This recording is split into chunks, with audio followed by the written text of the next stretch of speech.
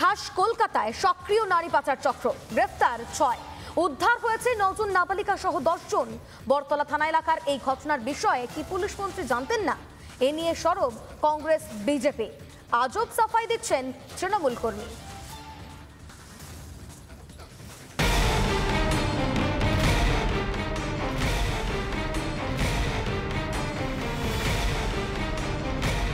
বাংলায় সক্রিয় নারী পাচার চক্র, সেটাও আবার খাস কলকাতায়।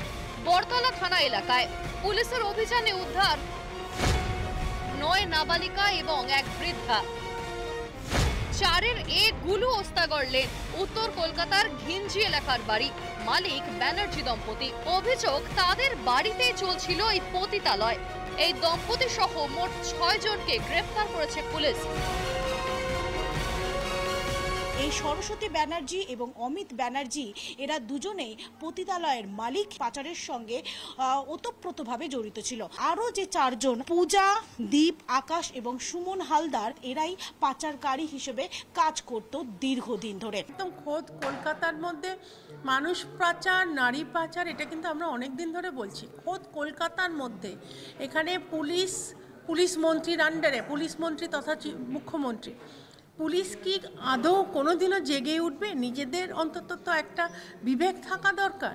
পশ্চিমবঙ্গে নারী পাচার আজকে নতুন কিছু নয়।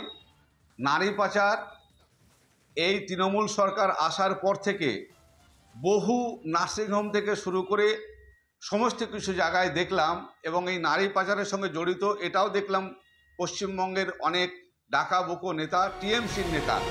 এত কিছুর পরেও তৃণমূল কর্মীর মুখে আজব যুক্তি। এইসব নারী পাচার বলুন বা জাল নোট বলুন বা ক্রাইম বলুন, এগুলো মানে পৃথিবীর জন্মের থেকেই আছে। যাদের এগুলো অভ্যেস, যারা করে, যারা হ্যাবিচুয়েটেড, তারা করে যাবে। ফলে কোনো পুলিশ দিয়েই এটাকে বন্ধ করা যাবে না যদি মানুষ সচেতন না হয়। সব দেখুন, তৃণমূল কংগ্রেসের নেতারা ওখান থেকে কাটমানি পায়।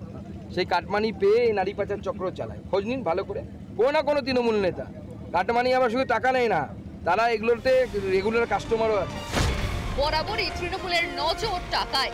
টাকার জন্য তারা সবই করতে পারে, এমন ভুরি ভুরি উদাহরণ আছে। সেই তালিকায় নারী পাচার থাকলে অবাক হওয়ার কিছুই নেই। রিপাবলিক বাংলা। নানা ধরনের কন্টেন্ট দেখার জন্য লাইক করুন, শেয়ার করুন আমাদের ফেসবুক পেজ, সাবস্ক্রাইব করুন আমাদের ইউটিউব চ্যানেল। পাশাপাশি অন্যান্য ব্রেকিং নিউজের জন্য অবশ্যই চোখ রাখুন রিপাবলিক বাংলায়।